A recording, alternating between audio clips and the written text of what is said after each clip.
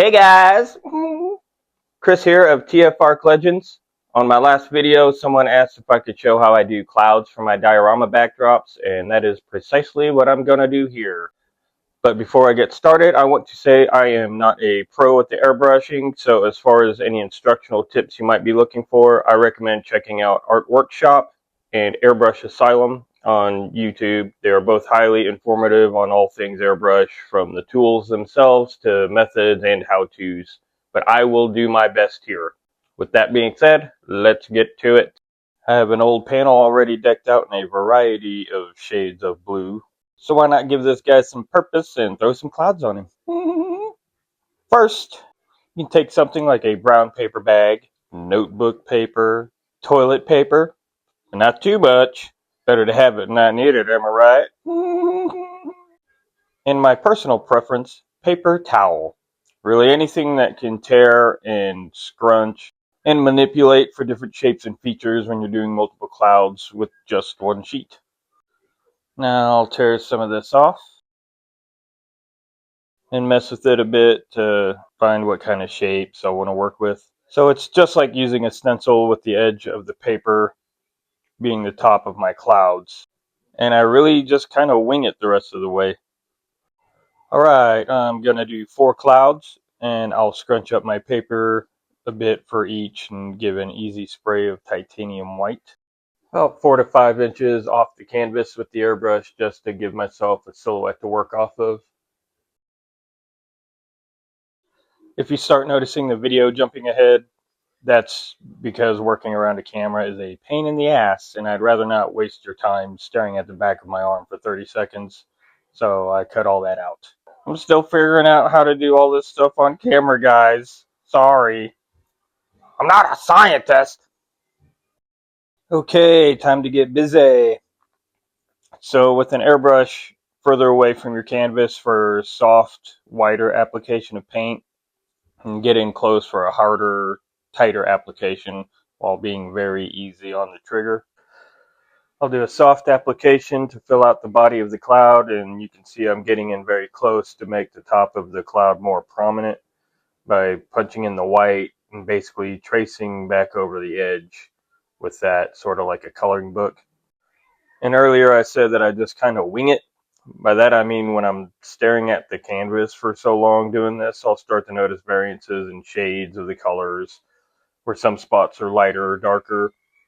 And when I see that in areas that I'm working close in, I'll just kind of follow them like wandering a trail to see where it leads. The Primrose Path! I will include a link in the description for this video to a cloud tutorial by the Art Workshop. That's where I picked up my approach to doing clouds, and he explains this stuff way better than I ever could. He has almost a philosophical way of putting things, and his work is the very top of the mountain. If you weren't aware that he's using an airbrush, you'd think you were seeing a photograph. I might say he is the Bob Ross of airbrush painting. So if you're really serious about all this, get into the Art Workshop, like, subscribe, all that good stuff. You will be better for it. Alright, I'm going to be at this for a minute, so we are going to pull a Barry Allen and zip through these and pick up with a final touch. So hang on to your butts.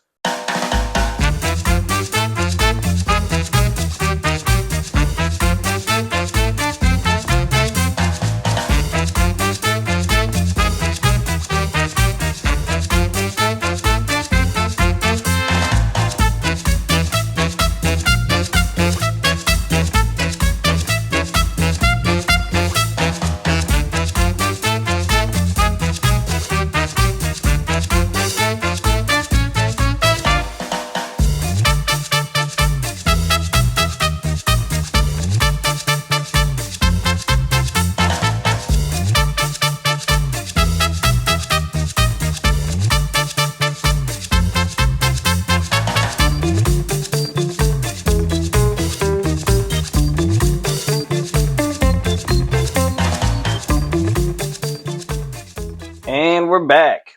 Clouds are done, and I'm going to give these the lightest of touches with a Payne's Gray, and I mean very light.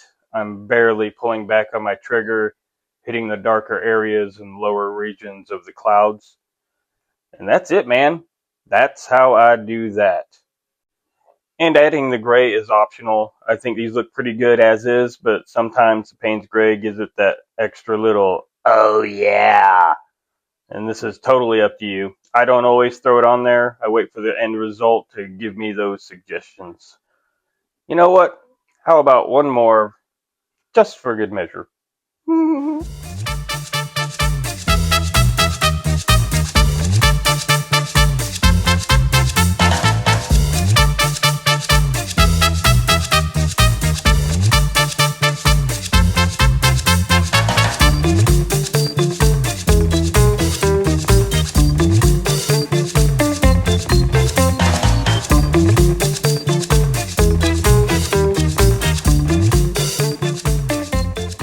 And there it is. If you sat through this entire video, I am truly sorry and thank you so much. Maybe I'll come back to this guy and put a mountain on there.